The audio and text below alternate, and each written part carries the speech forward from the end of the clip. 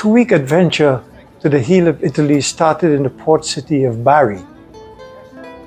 As soon as we collected our rental car at the airport, we immediately left the coast behind and headed inland towards the ancient and stone cities of that area.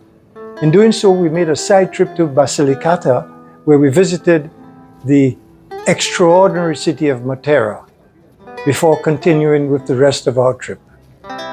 Having covered all of the heel of Italy, we headed back to Bari, where we surrendered our car and flew off to enjoy the rest of our holiday in Europe. But at the end of this two-part series, we are going to share with you some tips and some do's and don'ts about what we would not do or would certainly do if we ever return to that part of Italy. This is our 5th visit to Italy, but the first time in this particular area. In fact, it was so beautiful. At the end of the video, we'll reveal to you one town that we really so enjoyed because of its atmosphere that we could actually live there. Altamura, a warm and welcoming town known across Italy for its famous bread. The smell of freshly baked Altamura bread fills the narrow streets. It was an absolutely great welcome. This is the oldest baker's oven in Altamura, which was started in 1391. The old oven.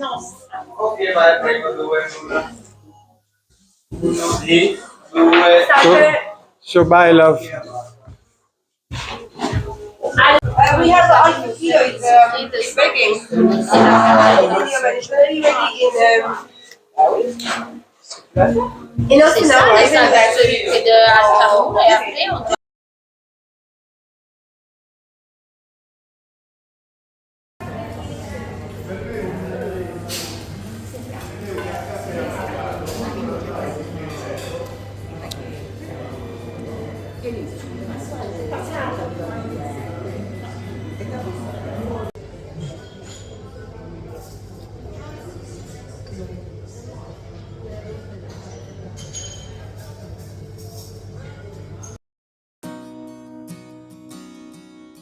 Matera, one of the oldest continuously inhabited cities on earth and one of the most unforgettable. From above, the Sassi looked like a carved stone labyrinth, a place where time didn't just pass, it settled. People have lived here for more than 9,000 years, first in natural caves, then in carved dwellings, and later in humble stone homes stacked like a honeycomb along the cliffs.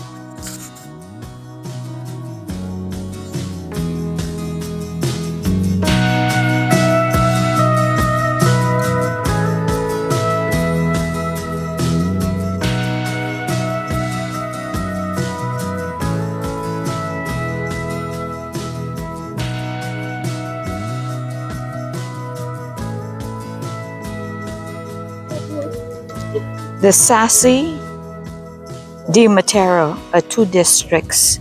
They comprise of the Sasso Cavioso and the Sasso Barizano. They are well known for their ancient cave dwellings,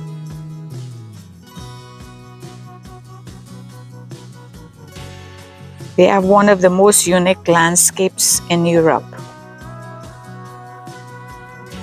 They are visually reminiscent of ancient sites in and around Jerusalem, and for this reason they have been used in many Christian-themed films, including The Gospel according to St. Matthew, The Passion of Christ, The Nativity Story, and Ben-Hur.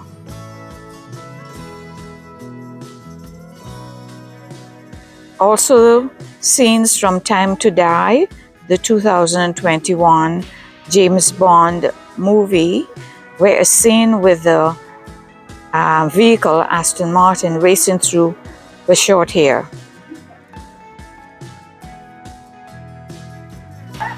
Here are Jeanette and I in the heart of Matera.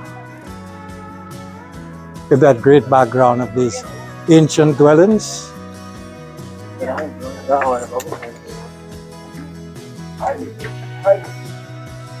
It's great to be here.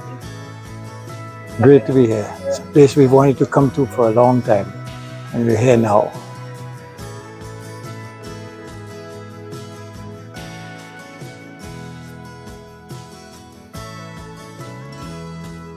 Walking through Matera feels surreal. There's no straight line, no predictable path.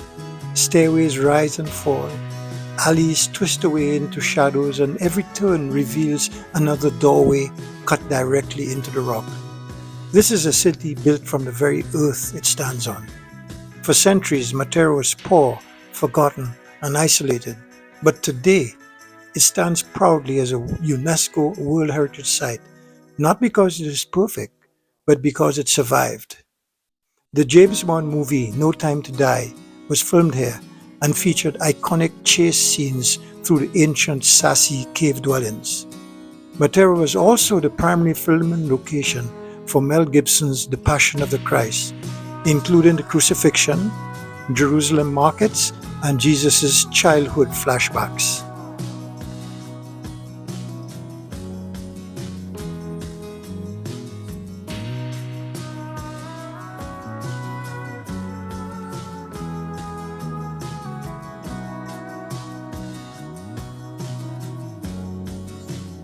This is the Sasso Cavioso, another part of Matera, showing you the ancient buildings that have been here for millennia.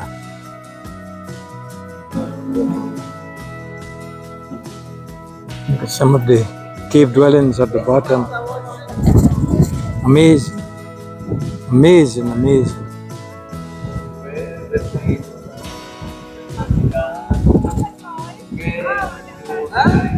Walking here, all one can do is just admire the ancient architecture and look at the more modern. When I say modern, I mean it's very old too. You can see the classic architecture, and then now the modern, which of necessity has to be done because of development. And below, of course, the stores, from Gucci to Rolex.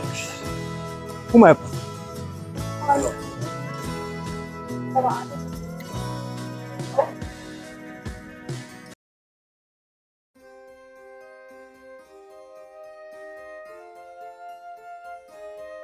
Matera reveals its true magic at night, as you can see, when the stone caves glow gold and the entire city becomes a living nativity scene, a place suspended between history and a dream.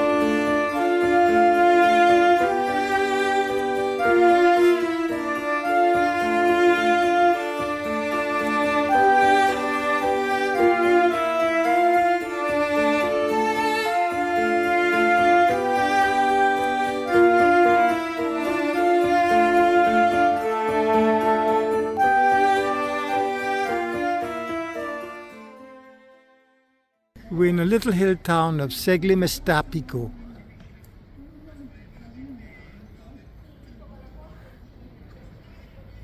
I can see they have lots of lights set up for the evening.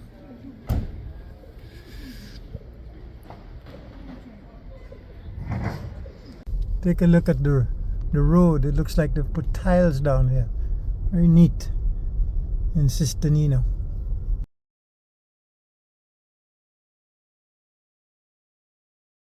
This is Sistanino. We were here yesterday, but it was heavy rain. We're trying to find a charging station for this EV. Heavy rain while we wait in our car outside, well, connected to the electric charging station. Wow!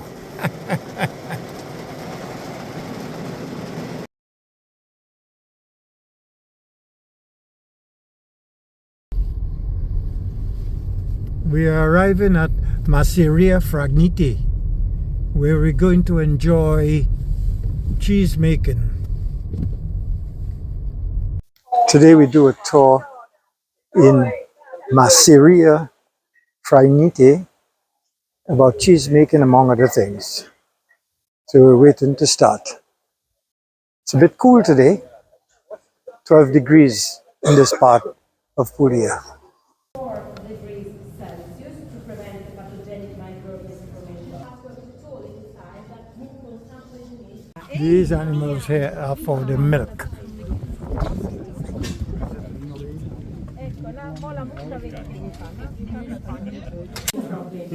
Here the meeting takes place at 4 a.m. and at 4 p.m. and the cow knows about the time, so you can see them all around here, very happy to be milked because they're very happy when they're milked.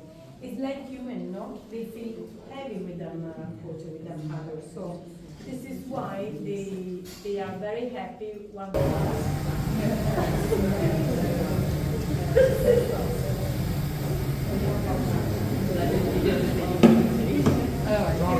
Buongiorno.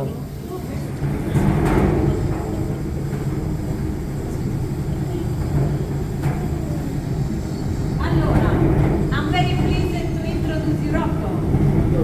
Rocco is one of our free cheese makers. He works here since he was very young. He was 16 years old. Now he's 70.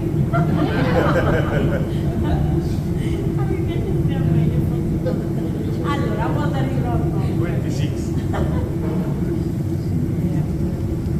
Allora, so this is the white pasta that I told you that was on the bottom of the color of the top. Rocco will cut this pasta in a small size, and then he will put this stuff inside here, which is called mastella. This pot is called mastella. In the mastella, Rocco will shred by hand also the curd, la cagliata. This pasta is called la cagliata. No? Then Rocco will add some boiling water and sea salt to make the mixture ready to work up onto the masala. Yeah, he needs to shred by hand also the pasta because he needs to, the curd needs to be porous to absorb the water and leave on the water half of the fat that the curd has. So, it will start very slowly because the curd needs to absorb the water, slowly.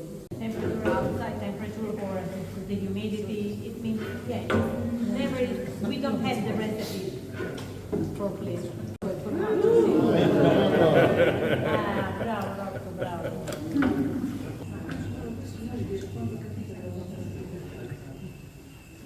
No, io ce l'ho completo pure. Get some more down here in blocks.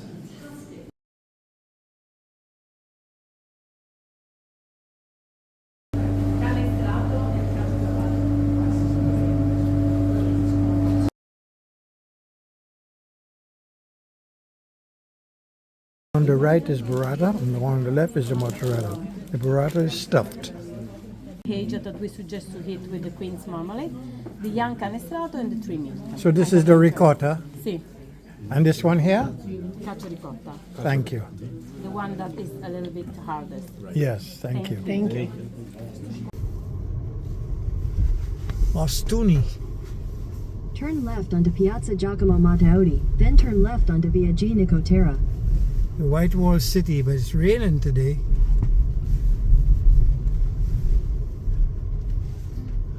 Yeah, talk about narrow roads.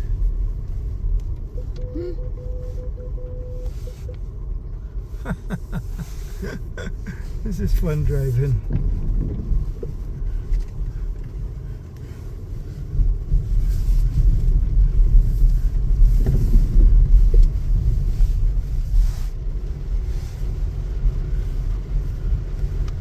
It's windy here, as you can see, but this is the port of Brindisi, which is where Spartacus and the gladiators were heading for before they were conquered by the Roman soldiers and crucified along the Appian Way.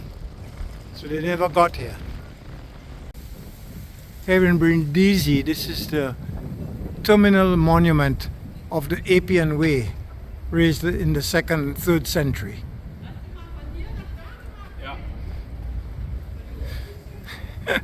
That's cold. So windy.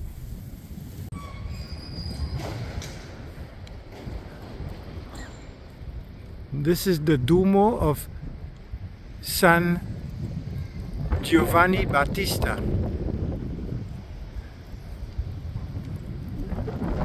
Nice piazza, just off the port.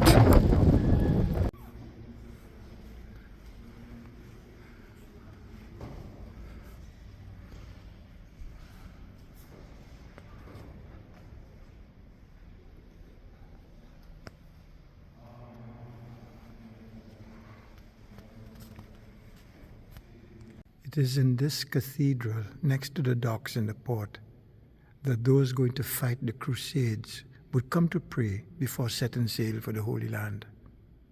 It's raining in Lecce, but it doesn't stop us. We have to go for groceries. See, there's the Baroque style buildings in Lecce.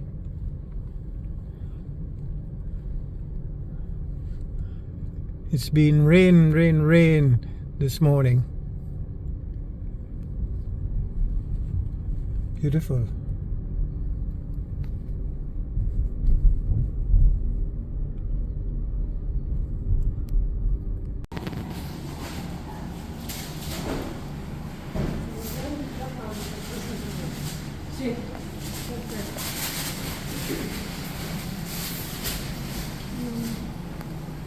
Just entered Otranto.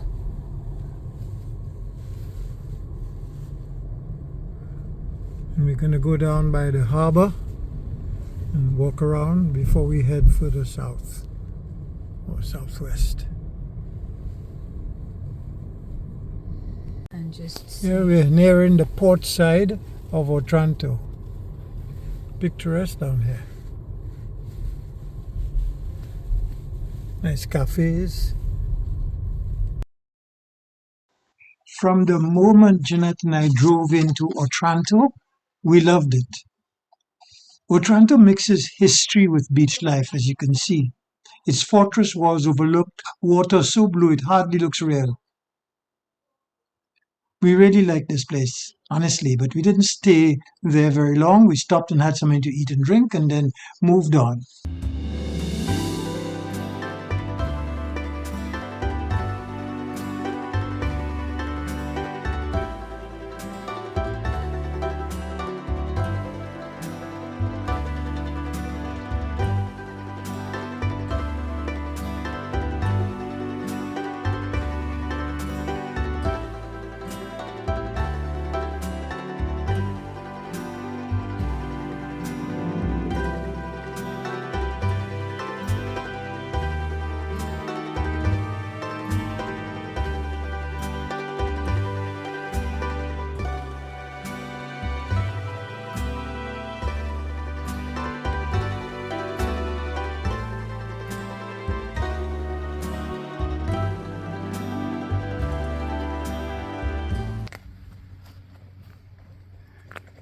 Well, we've just arrived at our masseria, really deep south.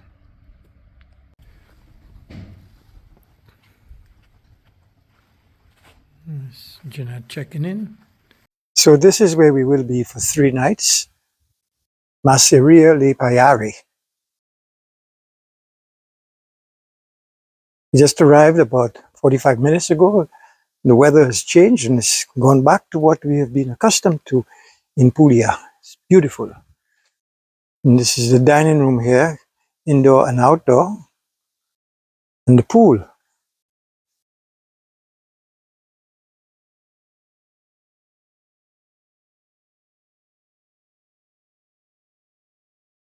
It looks beautiful and inviting, but I suspect it's a tad cool.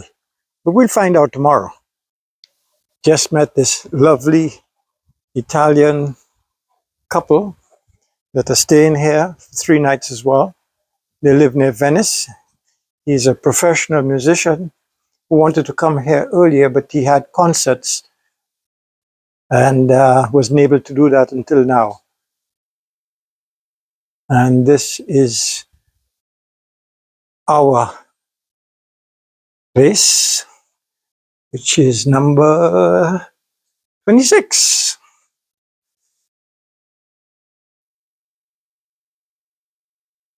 Okay, we are spending 3 nights here in Hotel Masseria La Paggiare. That is in the don't know how to pronounce this portion of Italy, and it's a lovely place to spend 3 days. It looks very comfortable.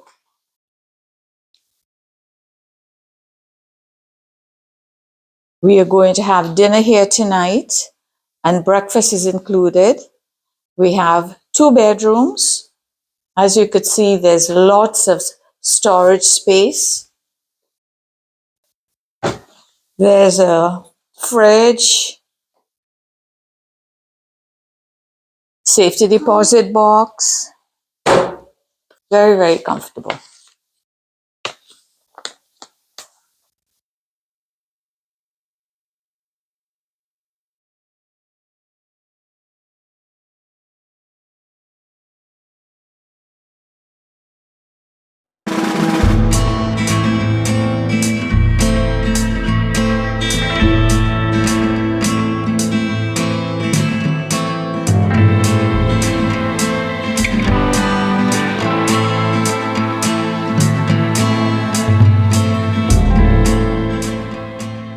As part of our continuing tour of the heel of Italy, we go to Casarano, Ugento, and then Gallipoli on the coast.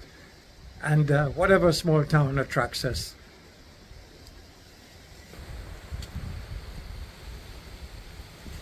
Looks like an olive plant nursery, as far as the eye can see.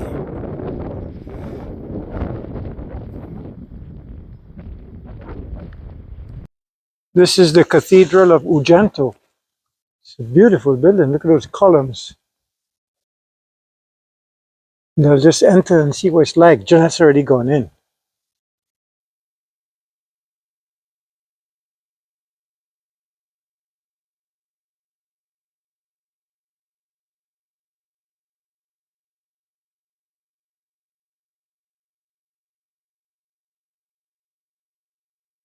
We are in Casarano and more narrow streets. This is the Church of Santa Maria della Croce, commonly known as Casaranello. It's one of Apulia's oldest religious buildings, renowned for its marvelous mosaics. Casaranello boasts very ancient origins and probably dates back to the 5th and 6th century. Unfortunately, Jeanette and I are passing through Casarano and came upon this, but you need an appointment to go inside. I've been in the city of Gallipoli. Nice architecture. Looks a little bit busier than some of the smaller cities that we've just come through, like Ugento and Casarano. We're here in Gallipoli and it's pretty windy.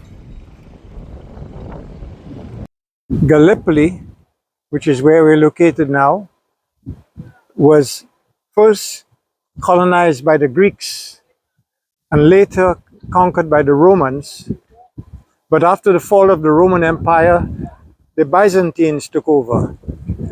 Today, particularly in the old town, The architecture is very Baroque, but it also is famous for its olive oil production, which it exported to many parts of the world. And as you can see, it is a port city. Here the fishing boats. Beautiful. But this is a beautiful place. I can see why it got the name Gallipoli, which means beautiful city. It later became part of Italy in 1861. I guess that's when Giuseppe Garibaldi created the state of Italy. Now it's time to go have something to eat. This is the other side of Gallipoli to where I was initially. Here you can see a lot of the harbor. Those fishing nets and the boats. This is where the fresh fish comes from in this part of Italy. And here's the old fort. Beautiful, and a modern building to the right. So today we're having what is famous in the area. It's called orecchiette. It is with turnip greens, and I'm having what looks like a margherita pizza. It's not. It's. We are traveling along the shoreline of Gallipoli, just leaving after a nice lunch and heading back to our hotel in the south. Or, well, south of here, because we are in the south.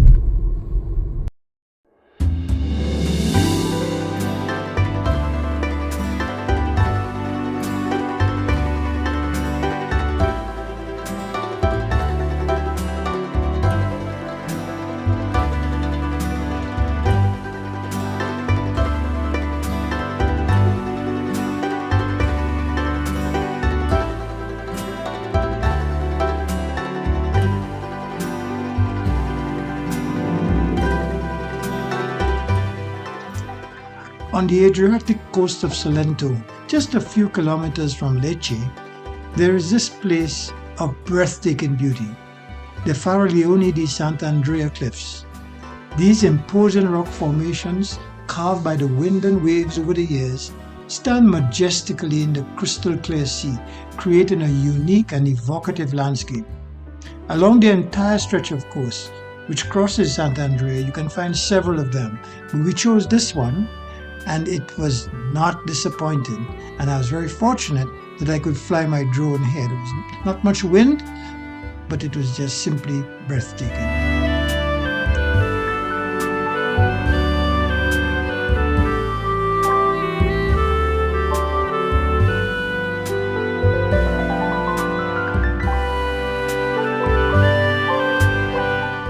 In part 2, I'm going to have some fabulous areas to share. Polignano a Mare, Monopoly, and of course, Albo Robello, which I'm sure you will enjoy. So look for that in part 2.